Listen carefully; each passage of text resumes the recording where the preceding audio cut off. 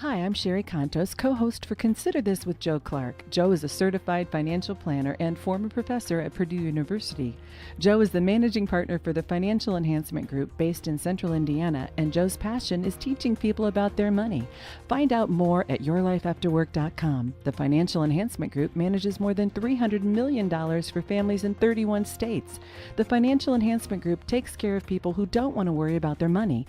Join Joe and me as we address your questions about money in 5 key areas: retirement planning, tax planning, investment planning, risk management, and estate planning. And each week we will tackle questions that can make a difference in your life. The Financial Enhancement Group can be reached at 800-928-4001. You can find out more at our website, yourlifeafterwork.com. The Financial Enhancement Group is an SEC-registered investment advisor. Securities offered through World Equity Group, Inc., member FINRA SIPC. Good morning and welcome back to Consider This. I'm Joe Clark. I'm Sherry I shouldn't Contos. say welcome back. Good morning. Sherry, in your new circumstance of life, right? Shoulder house, she's kind of living in her car. I am not. Okay, so you're living with the grandbabies. I am. And for a short time. Just for a short period of time. So what were the Halloween thingies like? Are they still too young for the trick or treat? Oh, no. We did trick or treat at Disney. Oh, you did it at Disney. We did the Halloween thing at Disney, and they are all about the fill the bag with the candy. Oh, I bet. Oh my gosh. So they were get it. people ask us how it worked, and in our neighborhood and where we live in Central Indiana, people used to show up in buses and cars and vans and I kind of enjoyed it. Yeah. Now our church has a trunk or treat, and everybody. most of them do. The mall does, and makes it a little more efficient. But things do change in life. I can't believe that it's already November. That part still baffles me. But what it means, folks, you got 2 of my favorite things that are coming, right? Thanksgiving and Christmas. But you also have the end of the year. And at the end of the year, tax planning comes to an end. Now, what's tax planning? It's when I'm figuring out how I want to get the biggest bang for my buck that I can, whether that be for my investments, whether that be for my deductions, and certainly what I'm thinking about from a charitable standpoint for next year. I want to have my ducks in a row, if you will. Yeah. And what happens is most of us, this last 8 weeks of the year, we don't want to have that conversation. We don't want to think about it. We want to be jolly-olly and have a great old time. Oh, yeah. Folks, December 31st, when that clock strikes midnight, it's over. You can't, there's nothing left to do. So please take all of the advantages that you can. You can find stuff on our website at yourlifeafterwork.com to help you, to give you some insight. There's a test on there that you can take to ask questions. I ask all of our families. We send our tax package the second week in October. Have any of these 8 to 12 things happen to you, happen to your kids if you have adult children? I look at 3 sets of those tax returns. And folks, just be aware. 2 tax codes in the United States, one for the informed, one for the uninformed. It's not rich and poor. Believe me, there are opportunities there. Please take a chance. Hope you enjoy the show today. You got questions or comments, shoot us an email. Consider this at yourlifeafterwork.com or call us 800-928-4001. Sherry and I'll get back with you right into the show. As you listen to the show, as you think about life financially, do not forget the fiduciary focus. Risk and volatility, fees and expenses, taxes today and tomorrow, and real return. Ask yourself how a decision that you're making today or something that I'm talking about on the show, ask yourself, how does it impact those 4 things? Hi, I'm Joe Clark, host of Consider This and managing partner of the Financial Enhancement Group. Over the past 20 years, the Financial Enhancement Group has developed a process that's straightforward and simple. I'll share with you that process that we use to protect over 700 families and more than $300 million in retirement assets. We take care of people who don't want to worry about their money. I started in this industry 2 weeks before the crash in 1987. I've been an active participant helping families like yours strive to build a secure retirement. Here's what I've learned as a certified financial planner, a former professor at Purdue University, and a trusted advisor for the last 3 decades. Nothing will separate you from your retirement like the IRS. You can reach us at 800-928-4001 or consider this at yourlifeafterwork.com. The Financial Enhancement Group is an SEC-registered investment advisor. Securities offered through World Equity Group, Incorporated, member FINRA, SIPC. Again, that number is 800-928-4001, yourlifeafterwork.com. Well, good morning and welcome back to Consider This. I'm Joe Clark. I'm Sherry Contos. And we are very, very happy to have you along. If you're new to listening to the show, Consider This is all about giving you things that you should consider. Yes. It's not about the headlines. And one of those questions that we very commonly get, and you can always email and ask questions yourself, consider this at yourlifeafterwork.com. But the question is, qualified plans for next year. What are the new limits? IRS just came out with the numbers. And should you or shouldn't you contribute? Yes. So, Sherry, should you? Yes. You should. Yes. Why should you contribute? How do you know? Well, it seems like it's always a good idea to save and contribute. It's a qualified plan, so does that mean it's matched or not matched? It doesn't have to be Doesn't have to be matched. matched. All qualified plan means is that it follows a RISA guideline. Right. Okay. Yes. Whereas an IRA does not follow a RISA guidelines. Okay. So with the Department of Labor, my wife Barbara has to be my beneficiary of my 401k. Okay. Now she can sign off after they say you can kiss the bride. Right. Sure. But prior to that, not even she a doesn't prenuptial. sign off. It's Not even a prenuptial works. Doesn't matter Right. what your will says. Doesn't matter what your trust says. Your spouse in the United States with a Department of Labor plan is your beneficiary. Yes. The question is, how much should you contribute, and where do you go? And so you started with that first one of the guidelines, First if you questions. will. Is there a match? Yes. Right. So in a 401k plan, and remember 403bs are for teachers and nurses and people that work at hospitals and universities. It's not for profit organizations, clergy, etc. Very, very similar to a 401k, not identical, but similar. But we're going to talk in terms of 401k right now. Okay. Right. So the first question that I always ask people is there a match? Right. Now that match can come in various different ways. Sure. At the Financial Enhancement Group, I put money in for all of our team, whether they put money in or not. Really? And so it's not a match, it's a It contribution. is a contribution. Now, we're working on adding a match to go along with that, right? Yeah. But most places simply have the match. So if you put in 6%, maybe the company will put in 3% for you. What they would say is 50 cents on the dollar. Sure. But you want people to be able to put in more money. The second thing then you've got to understand is the amount you can contribute. If you are under 50 years old, you were able in 2017 to contribute $18,000 of income, provided you made that much. Yeah. Here's the bonus. It's going up to $18,500. Really? You can stick in another $500 a year. Big jump. And then there's a catch-up provision that's $6,000 if you're 50 or over. So in my case, I'm 50. It's just you're older, so you can put in more because maybe you didn't when you were younger. We're raising kids. Yeah. Wasn't able to put in the 18,000, so now it's given me an opportunity to kind of catch up. What if you did put in the 18? Doesn't matter. Okay. So doesn't matter. I can still put in $24,500 this year. Now, here is one major difference between a 401k and an IRA. My wife works with special needs kids at the school. It's a part-time job. She was able to stay home and be with the kids. She doesn't have a 403b. She doesn't have a 401k at work. And I cannot contribute into a 401k for her. Right. That's your plan that you have to have. Well, this confuses a lot of people because with an IRA, I very much can contribute for her. So as long as I have earned income on line 7 of our tax return, where on your 1040, as long as there's earned income and we don't make too much money, there's some rules with your adjusted gross income, then we can either contribute to an IRA or a Roth IRA, depending on what the rules are. Again, in the 401k, it's $18,500 for 2018 if you're under 50. It's $24,500 if you're over 50. With an IRA, it's $5,500 if you are under 50 that you can put in, and it's $6,500 if you're over 50 that you have the ability to put in. And remember, that one you can do for your spouse. Now, the question is, where does a dollar go, right? So you're making money, right? You've got income come in, Jerry. Sure. And you say, okay, Joe, I can save $20,000 this year. That's all you can save. Right. And I don't mean legally. I mean, that's all she's got. That's all I can. Yeah. That's it. So where does the $20,000 go?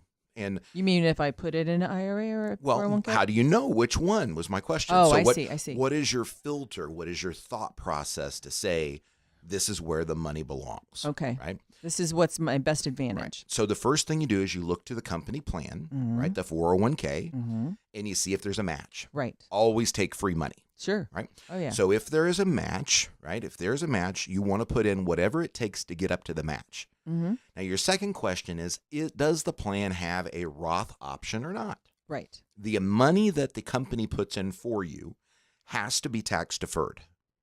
Okay. The money that you put in for you, if it has a Roth option, you can choose to make a Roth option. And that means you pay the taxes now. That means you pay the taxes now. How do you know whether you should use the Roth option or not? Who determines that for you? And my answer would, the quickie, the down and dirty, is you look at your tax return and you ask yourself a question.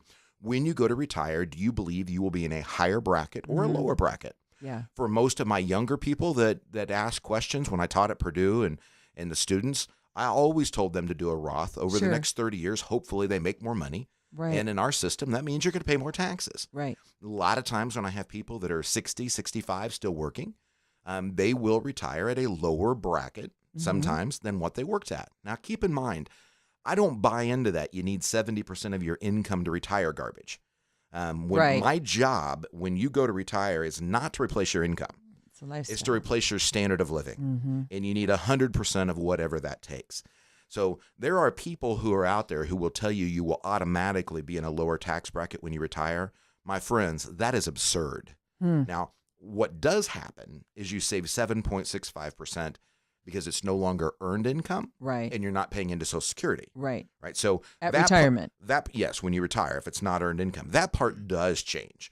But to tell people that they're going to be in a lower bracket is to say, hey, you're going to be in a lower standard of living, right? You've got to know the amount of money that it takes for you to maintain that standard of living, and that will give you an idea of what that tax rate what your tax rate's going to be. Sure.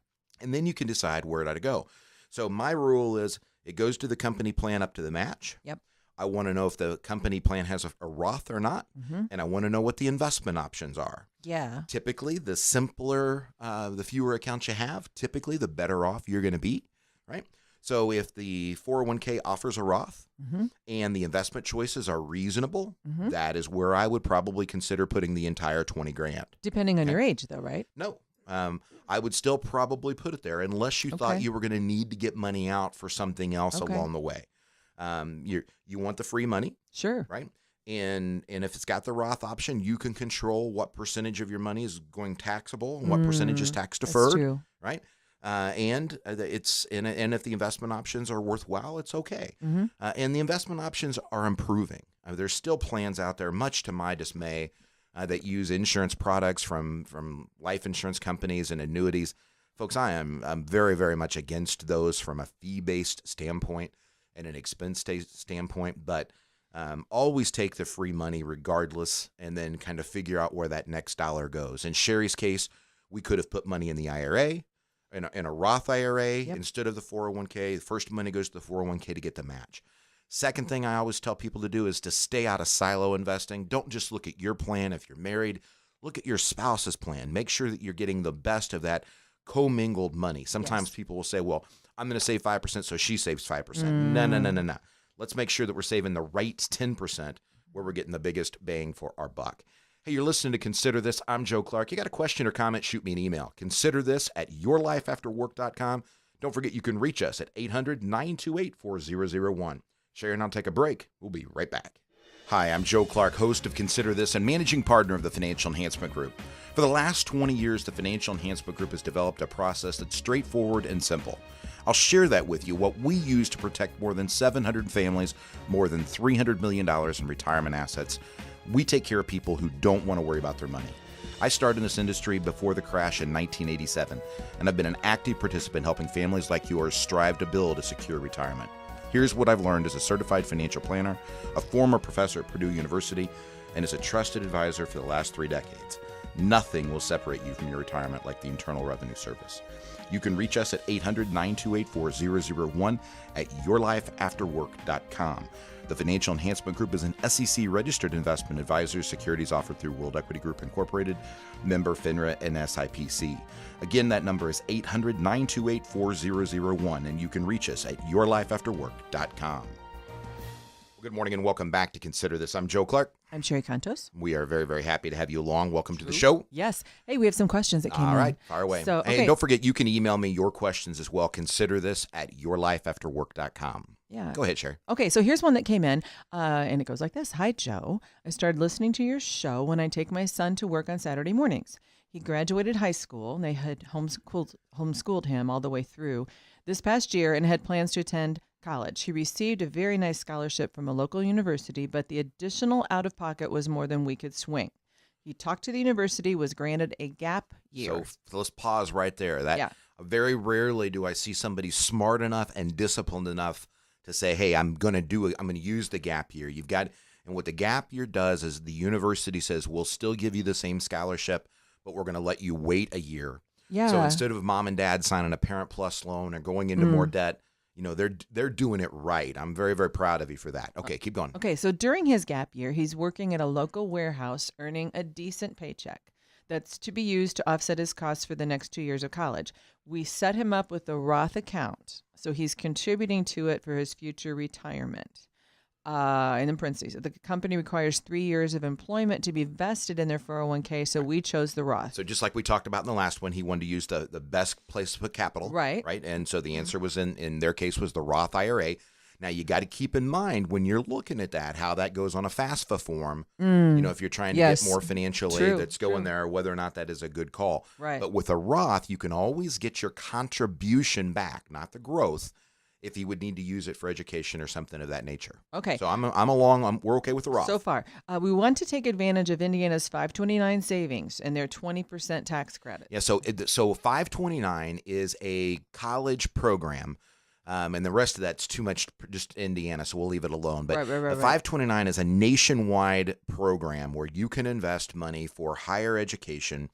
You get no deduction for putting the money in, but you pay no taxes on the growth, provided it's used for higher education. Now, in Indiana, where I live, there happens to be a plan called the Indiana College Choice 529. Right. And in that case, we get a state of Indiana tax credit. Your state, may be different. There are various states that are out there that are fully supportive of the college part. I know in that question they ask about some tax ramifications. Well, yeah. And the answer is in a synopsis of a 529, I can put money in this year, and I can use this money this year. And as long as the account's still open in Indiana, I still get my $1,000 tax credit. It's a 20%, so I can put in $5,000. My youngest daughter's in nursing school, right? So I can put in $5,000 for her. I can turn around as long as the account's still open this year. Use the $5,000. I still get the credit. Life is good. So is it a timing thing? Because she says if he puts money in this year and next year, then starts to withdraw in the next fall, are there tax implications? No, everything is fine as long as it's used for higher education. Right. The one thing people have to keep in mind, though, is 529s are for higher education. There's a group of people who tell you can roll it into an IRA or you can use it for medical expenses, and you cannot. Okay. Well, good answer. So I have another question. Yep. This came from a 48-year-old person. Okay. And the question is, I have a financial planner, and she wants me to refinance my house with a 30-year mortgage. I only owe 10 years on my mortgage right now, but I have a second mortgage also. The money that I am saving in payments, she wants me to invest in retirement with a higher interest return. I agree on combining both first and second mortgage for a lower interest rate. Can you tell me if you think this is a good idea? So,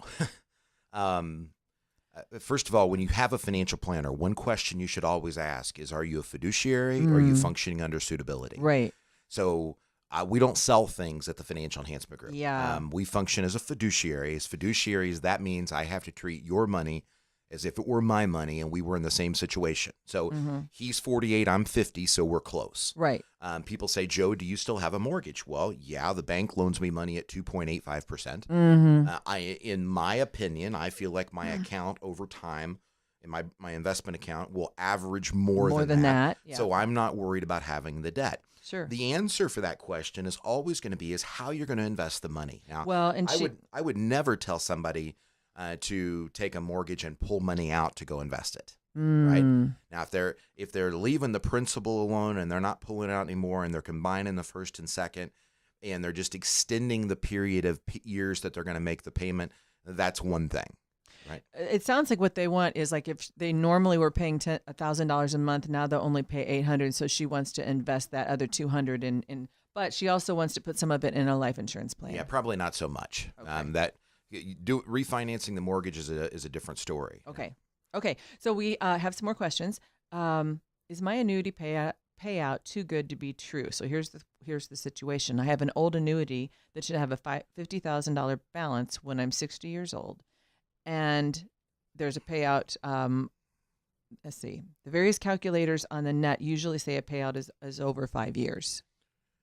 That's a question with missing data. I know what they're talking about is on there are annuities that are still out there, and we're going to spend the next segment talking about some fallacies, I think, in what people believe with annuities. But there's no product that is totally bad or totally good. They all have differences. But what happens in an annuity many times is you can take an income. You just need to understand that when you're gone, most of the time the income is gone. Sure. And so it's the corpus or the principal is gone once you pass away the majority of the time, at least after 10 years. Okay. So here's someone who wants to know the required minimum distribution rules for IRAs and 401ks. We've talked about that a lot, but let's review it. Very confusing.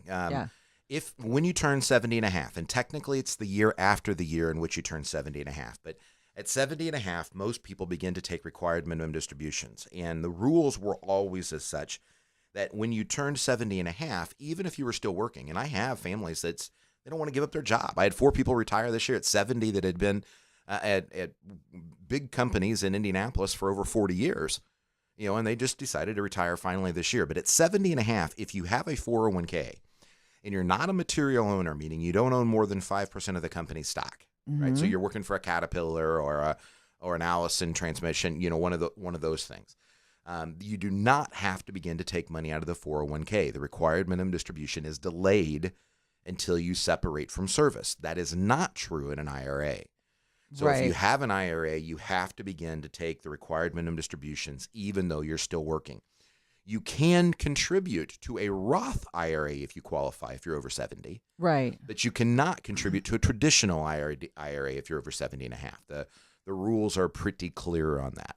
So somebody wrote in and asked, should I start investing in a Roth IRA at 70? Anytime you have capital that you don't need today and you have earned income, which is what's required in order to be able to contribute to a Roth, I would tell you at 97, really, if you had earned income, to contribute to the Roth IRA. Why would I not want to take money that is going to be taxable and make it tax-free if I could do that for the rest of my life, for the rest of my beneficiaries' lives? Yes. Yeah. If you've got the opportunity, please do. Okay. All right. Anyone? Is there another one on there? Well, it says a payout ratio. How can a payout ratio exceed 100%? That's a dividend question. Yeah. So there are companies that pay out more. They paid out dividends that were greater than their earnings were this year. It is legal. It's usually done with retained earnings or even money that they get from bonds, but it's earnings that were made in the past that had not yet been distributed. But it's not sustainable. It's not sustainable for decades. Right. But you do see companies do it from time to time. We watched a lot of companies do it in 08 and 09 because if you didn't pay a dividend, you got kicked out of certain indices, and they thought it would be even worse for their stocks. General Motors was a great example here in central Indiana. Hey, folks, you're listening to Consider This. I'm Joe Clark along with Sherry Contos. You got a question or comment, you can shoot us an email. Consider this at yourlifeafterwork.com. You can reach us at 800-928-4001. Sherry and I'll take a break. We'll be right back. But don't forget to email me. Consider this at yourlifeafterwork.com. Hi, I'm Sherry Contos, co-host for Consider This with Joe Clark. Joe is a certified financial planner and former professor at Purdue University. Joe is the managing partner for the Financial Enhancement Group based in central Indiana, and Joe's passion is teaching people about their money. Find out more at yourlifeafterwork.com. The Financial Enhancement Group manages more than $300 million for families in 31 states.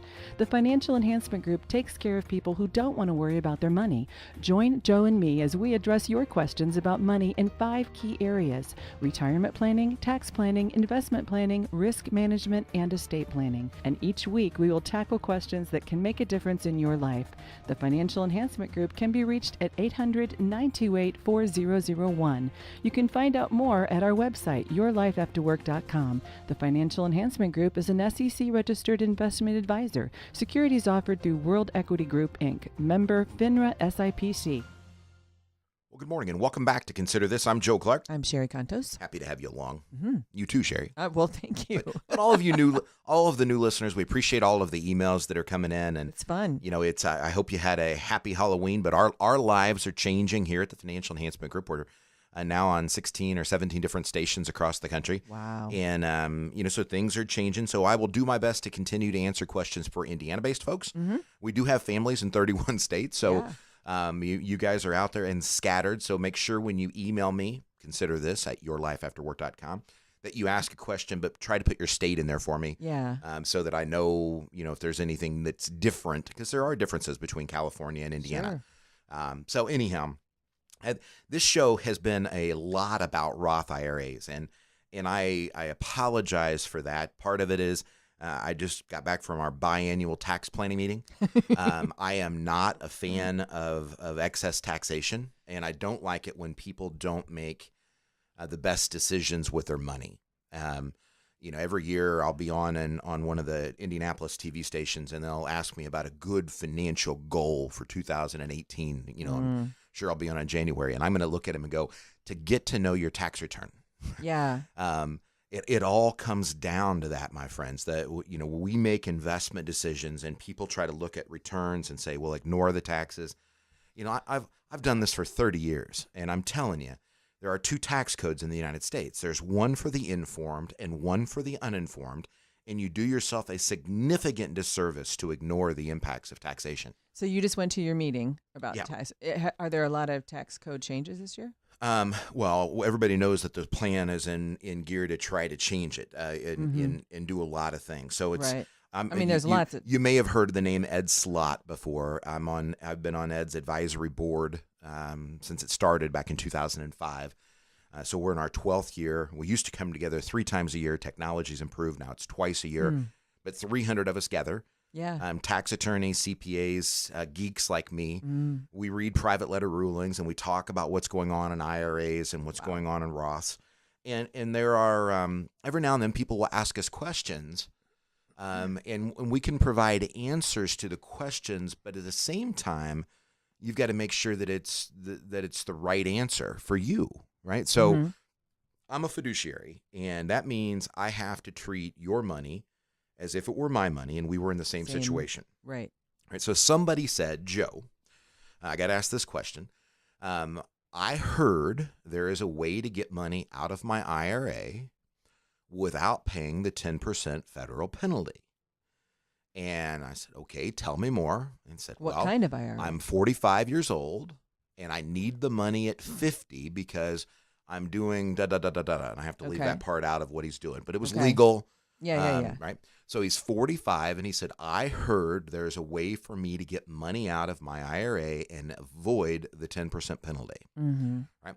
So Sherry's right. What's the first question is what type of an IRA? Right. Is it a traditional, which has been tax deferred? Right. Or is it a Roth? In a Roth IRA, there are these cute little things called ordering rules. The first money that comes out of a Roth is actually the money that you contributed. It's not growth. That's the last thing that comes out. Right. It's money that you contributed, and you can always get your contribution back regardless of what age you are. And every now and then you'll hear somebody say, well, there's a 5-year rule. Well, the 5-year rule actually pertains to the growth. And if you're under 59 and a half and you pull money out of a Roth IRA and it's for what we would say is a good reason. Right now, the IRS says that's for a first-time home buyer or for college education. So the IRS decides if it's a good reason? Yes. Huh. Ways and Means Committee, probably technically. Okay. But yeah, remember every tax returns, each one of those lines, I like to call it, has got a constituent.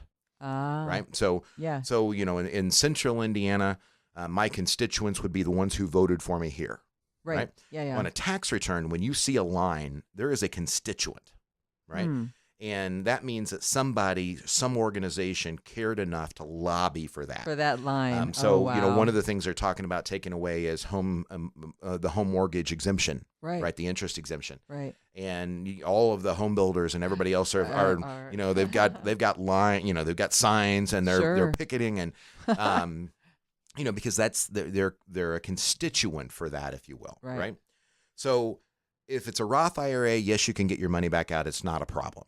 If it's for something the IRS deems socially significant or worthy, higher education, first-time home buyer, you can even get the growth out after an account has been open for 5 years. Doesn't even have to be that account. As long as you've had a Roth for 5 years, you can do that. Now, if it's a traditional IRA, can you get money out before 59 and a half without a 10% penalty? Assuming you're not disabled, because that waives that rule, and assuming you're not dead, because that waives that rule. Yeah.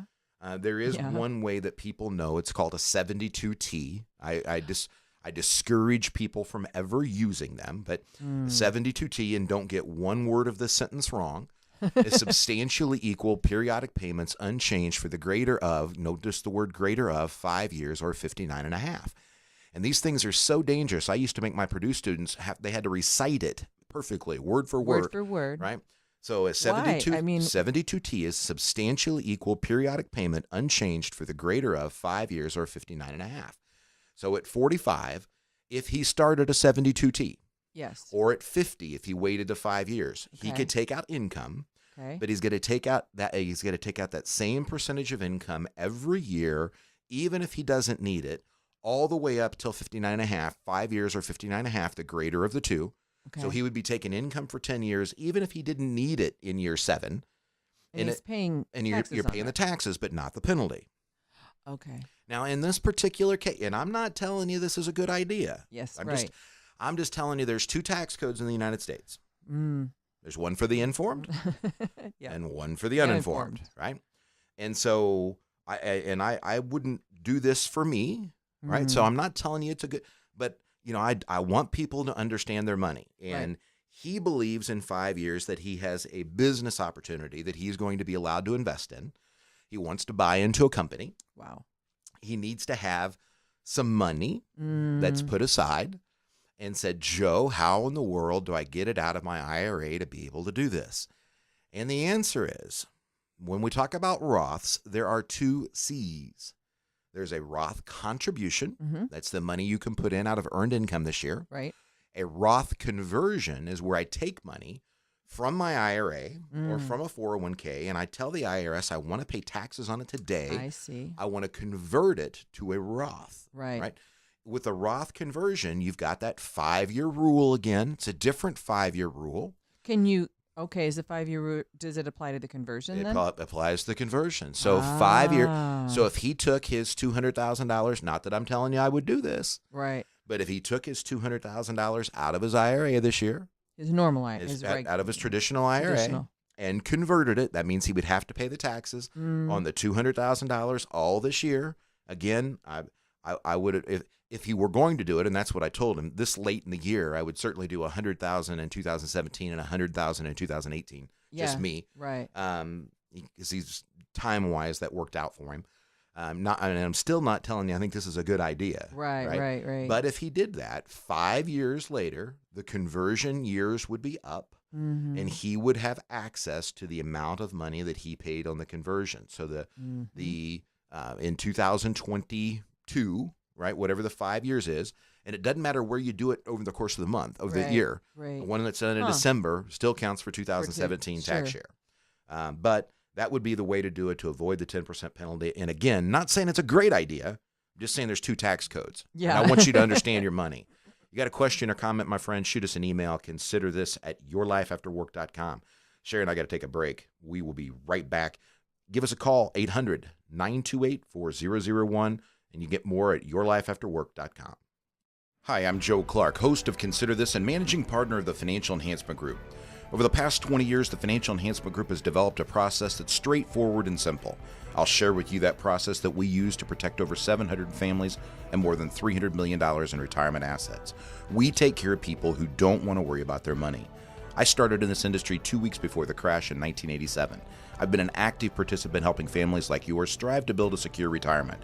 Here's what I've learned as a certified financial planner, a former professor at Purdue University, and a trusted advisor for the last 3 decades. Nothing will separate you from your retirement like the IRS. You can reach us at 800-928-4001 or consider this at yourlifeafterwork.com. The Financial Enhancement Group is an SEC-registered investment advisor. Securities offered through World Equity Group, Incorporated, member FINRA, SIPC. Again, that number is 800-928-4001, yourlifeafterwork.com. Well, good morning and welcome back to Consider This. I'm Joe Clark. I'm Sherry Cantos. So happy to have you along. Folks, you need to understand, in my opinion, my business model or our world so that you can understand why I can answer some of these questions. Yeah. When I started in the industry, before I was a certified financial planner, I had my securities licenses. Mm-hmm. I had my insurance licenses. We use these things every now and then. We're called annuities. Yes. I had other people who managed the money. As time went on, and I built the Financial Enhancement Group, which just turned 20 this past week. November 1st was our birthday. That's a milestone. Very, very happy and very, very proud of that. But we don't sell products. Right. But I still have access to a lot of the data because we have people who hear us on the radio show and say, Joe, will you service this annuity contract or will you take over this one? And so we're still involved, even though we don't make commissions off using them. That's not our thing. So somebody forwarded a thing from J.D. Mellenberg, and I've seen these guys advertised on CNBC before, so I knew the name. And it said 9 yes or no questions to ask about annuities. Okay. Right? Yeah. Now, when I used to teach at Purdue, right, I would always look at my students and say, listen, in Indiana, we're taught there's 3 things you can't talk about, right? Money, Religion. politics, and religion, right? Those 3 are absolute no-nos. Right. But I think you would have to agree that those 3 would set certain biases in your head. Yes. Right? So when I look through the lens of something, and you have to do this for yourself, when I look through the lens of life, I have to say to myself, and I told my Purdue students, which led to gasping many times, I am a Christian conservative that manages money. Right? That is my bias. So when I look at life, you have to understand my lens. That's where you're coming from. My business model under my bias is that I don't like people having their money tied up in products, right? I think products are expensive. I think I think they trap you into being able not to make decisions tomorrow based on something that felt better today. And somebody sells them too. That's my bias, right? Well, that's okay. Everything in life gets sold. I mean, I get paid fees to manage money, but we can change our direction or our decision making tomorrow. If somebody, when you buy an insurance product, or I like to tell everybody I married my wife 29 years ago. Yes. I date my stocks, right? Yeah. And when you buy an annuity, it's a longer term relationship. Sure. Right. Got it. So his bias. So when we read these questions, the guy who sent it sells annuities. So his bias, right, is different than mine. He likes products. So first question: Can I lose money? His answer was no, and the actual answer is you really have a hard time losing money in a fixed annuity. Yeah. Because of the way that insurance companies are regulated and protected via the state. In a variable annuity, you can most definitely lose money because the investments on the inside can go down just like they did in 2008, just like they did in the tech wreck back in 2000. Well, what? Define lose, because if you're not keeping... I have less than I had yesterday. But based on the rate of inflation, I mean, you could have the same dollars and have less. You have learned well, young Jedi. I know. See, so that's purchasing power risk is what Sherry is talking about. And that's absolutely the case. And that's one of the reasons why we try to discourage people from buying into the annuity contracts. You will hear, if you're not familiar with the show, one of my checklists are what we call the fiduciary focus. As a fiduciary, when I rolled out of bed at 4:30 this morning to go do my job, and that's the normal part. True. There are 4 things that I pay attention to: risk and volatility. That's what's going on CNBC, what's going on Bloomberg, what's happening in my markets, right? Where's Japan at for the morning? Because their markets are a little further along. The second are taxes, second are fees and expenses. What's going on in the world that could cost my families to have to pay more, right? And get less. The third is taxes, but it's taxes today and tomorrow. It's not a snapshot, right? It's not this 1040. It's what holds your future. And then last but not least is real return. Real means something above zero plus whatever that inflation rate Right. is, right? So Yeah. very good, Sherry. Yay. Question number 2, will I pay a lot in fees? He says no. That's odd. Apparently these people work for free. It's like saying a CD at a bank is free. No, you give the bank money, they turn around and use that money to make more money. Right. You know what you're getting. That doesn't mean that there's not an expense or a cost to you. It's called opportunity cost. Right, exactly. What else could I be doing with my capital? Could I be loaning it to somebody and getting a higher rate of return? Right. So to say you're going to not pay a lot in fees is a mistake. There are a bunch of risks to money, Right. and you need to be aware of them and understand them, or work with a fiduciary who is aware of them and understands them so that you can make the right decisions. Will my cash flow fluctuate? Question. He says no. Depending on the type of the annuity, that is probably the most correct answer. That's one of the nice things about them is you can kind of create a pension plan, if you will, where you have a stream of income. Again, you want to trust the organization, and you want to make sure that that is right for you. Question 4, will we be able to keep our money if one of us becomes ill or passes away? His answer was yes. Well, that depends on whether you annuitized it and whether you annuitized it as a husband and wife or whether you annuitized it as an individual. Most annuities have what's called a 10-year certain. That means that somebody's going to get paid for 10 years. Doesn't necessarily protect anybody once the 10-year period is passed. You die, it dies most of the time. Now, if you've not annuitized your annuity, it's just sitting there in an account, and something happens to you, do you have access to it? Yes. Do you still have to deal with surrender penalties along the way? And the answer to that one is yes as well. Question number 5, can these annuities provide me with income for the rest of my life? Yes, that's what an annuity is designed to do. Right. Does my income have potential to grow to keep up with inflation? He says yes. Folks, that really, really, really depends on the contract Sure. and what the inflation rate is. And again, in a fixed rate, it's much more difficult for them to do that than a variable. So why are some of these questions so simple? Well, because they're not securities licensed. See, anytime I talk, I pretty much have to give you disclaimers. Right. Like, go see a fiduciary. Don't do this on your own. Yeah, right. Call me, call somebody else. I'm trying to give you a baseline of information so that you can ask better questions. I want you to understand your money, whether you're working with a broker, whether you're trying to do it on your own, and please be careful. But I can't give a simple yes or no question in most things because they're not that simple. Right. And almost all decisions have to be filtered through that fiduciary focus that I told you about earlier, right? Risk and volatility, fees and expenses, taxes today and tomorrow, and real return. And then I break them down into what we call the 5 critical elements at the Financial Enhancement Group, right? So everything in our life begins with your life after work. Some people call that retirement planning, right? So does this annuity fit into your life after work? Keeping in mind that if 2 people are married at age 60 and retire, actuaries tell us there's a 90% probability one of you makes it to 90. So I'm not looking at a 5-year period of time. I'm looking at a 30-year period of time. The second one is tax planning. How will this impact your taxes? And believe me, taxes are impacted by almost every decision you make financially. Third is the investment playbook. How do I want to have my money invested based on where I feel we are in the economy, where I am in my life? Fourth is what we call life happens. It's the good and bad and ugly of life. Things will happen where you need capital sometimes. And then last but not least is the legacy plan. How am I going to pass this on to that next generation of people? So try not to make an independent decision. Is an annuity good or bad? Try to look at the fiduciary focus, right? Those 4 things: risk and volatility, fees and expenses, taxes today and tomorrow, real return, and then break them into those 5 critical elements that really do impact your financial life. You want to talk more about it? Give me a call, 800-928-4001.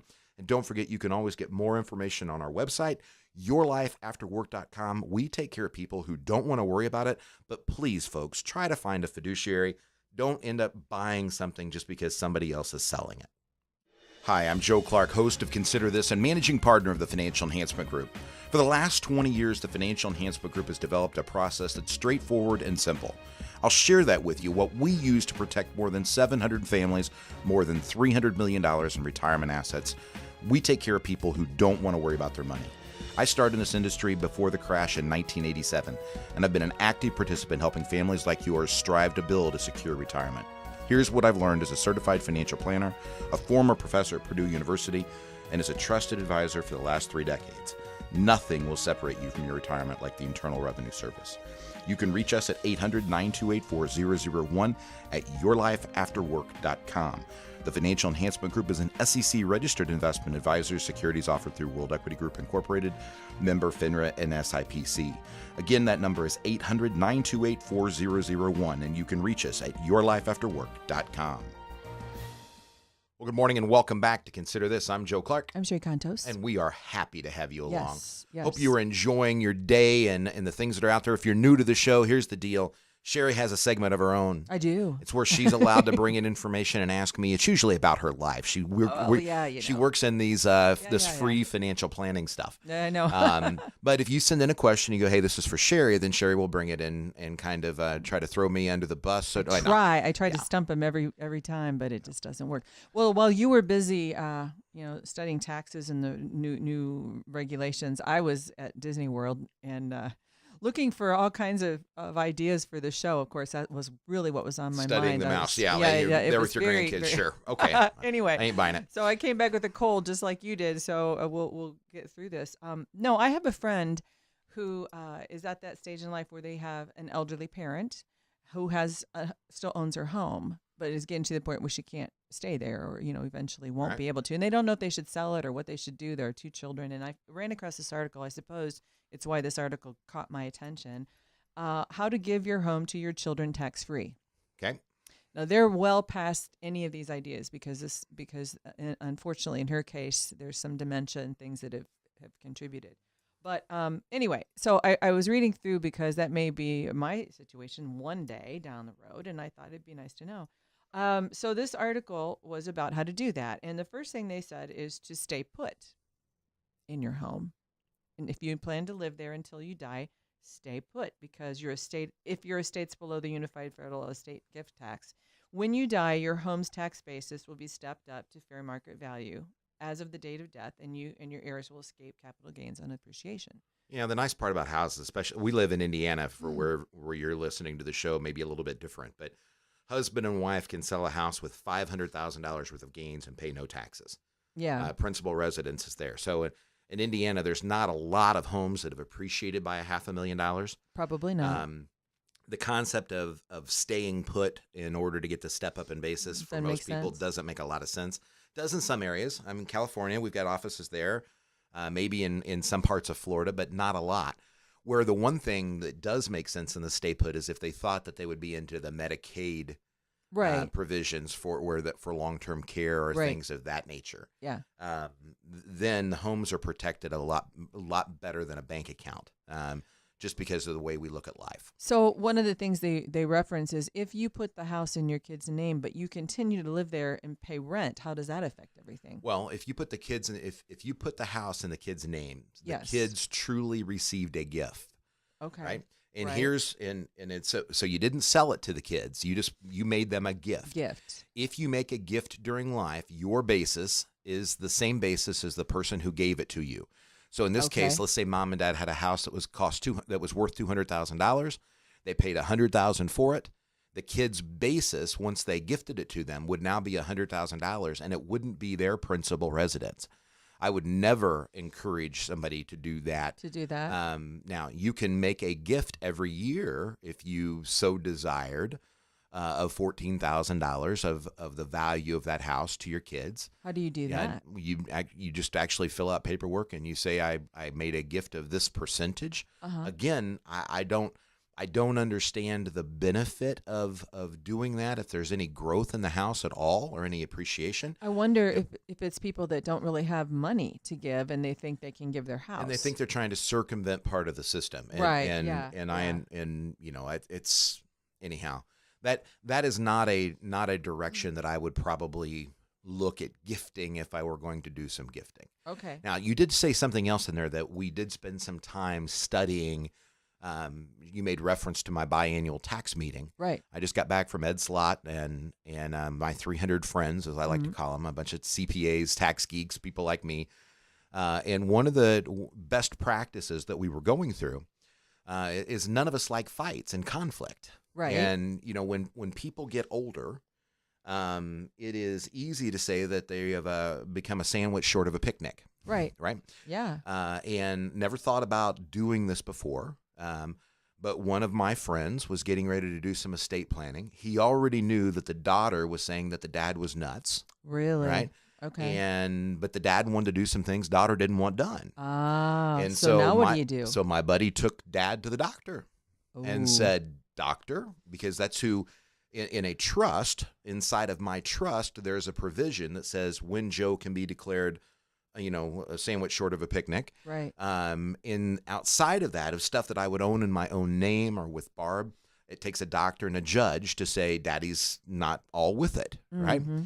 So a doctor's a doctor. So my buddy, one of my financial planning friends, took dad to the doctor and said, Doc, Earl here is getting ready to make a legacy decision. Wow. Would you deem him competent for making this decision? Yeah. And they filled out a form, and the doc asked him some questions and said, same Earl I've known for an awful long time. Really? And, they filed the form. Now, does that mean that the daughter won't take the two brothers to court when dad's dead? Wow. No, because you can't guarantee that. That can still happen. Yeah. But now brothers have a document that says, hey, the doc said dad was competent to make this decision. Yeah. Dad has a letter that says, here's why I made this decision.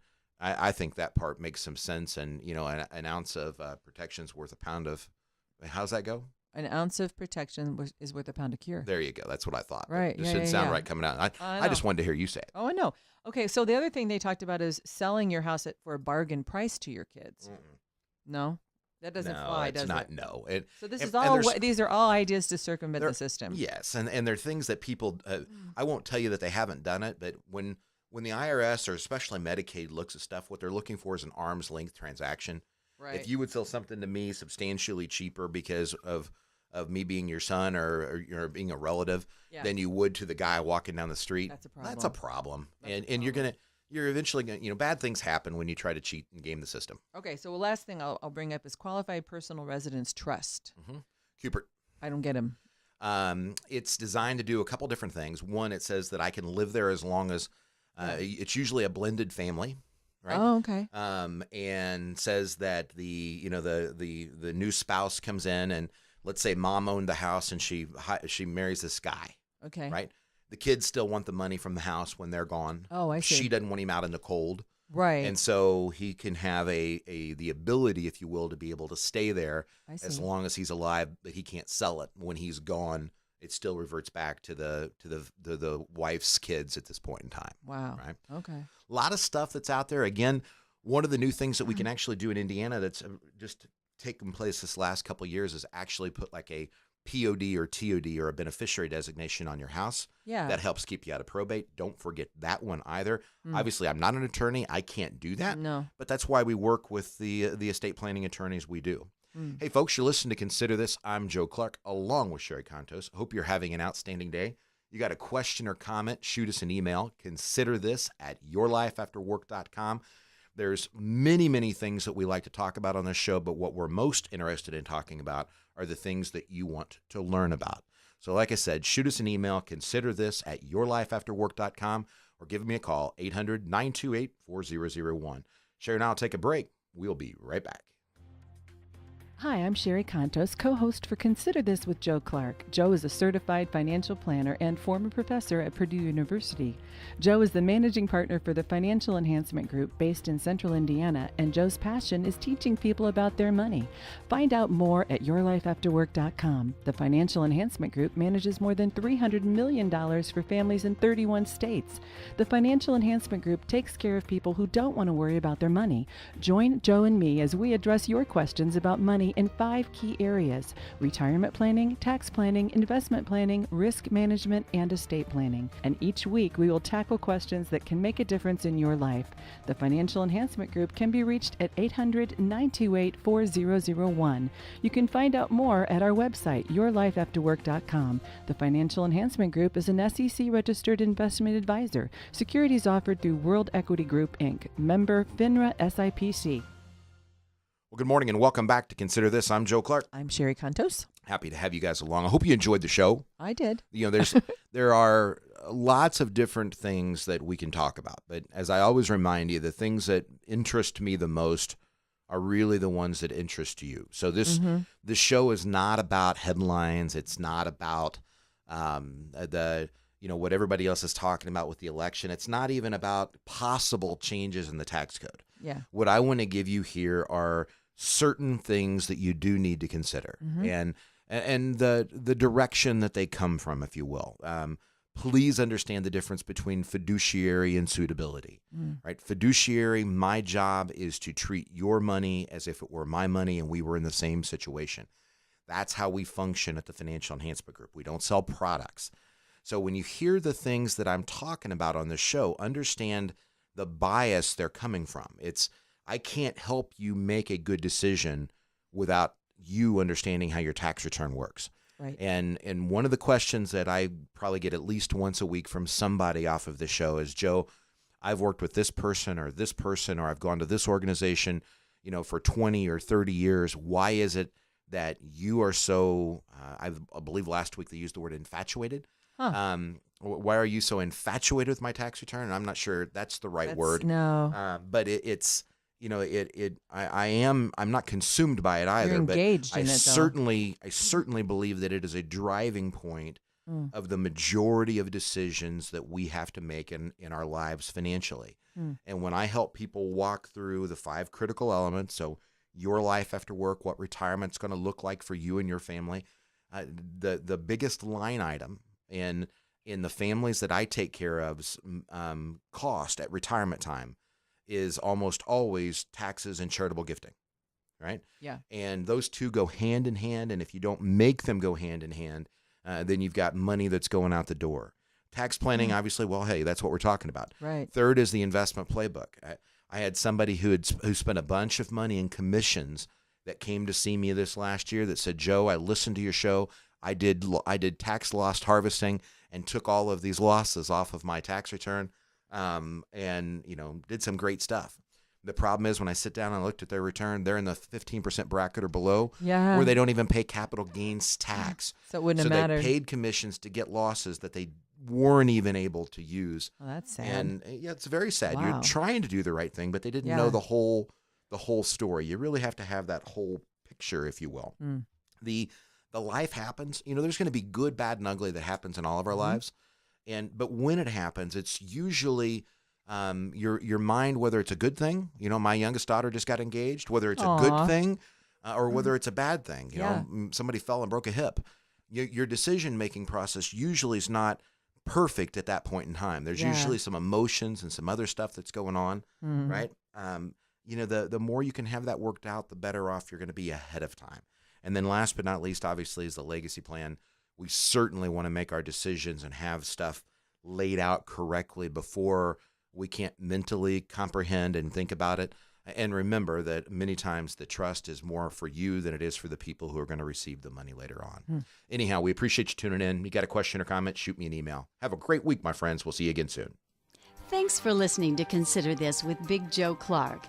Joe can be reached at 800-928-4001 or via email at bigjoe@yourlifeafterwork.com. The Financial Enhancement Group, LLC, is based at 429 East 14th Street, Anderson, Indiana, 46016. Be sure to check out their website for more information at yourlifeafterwork.com.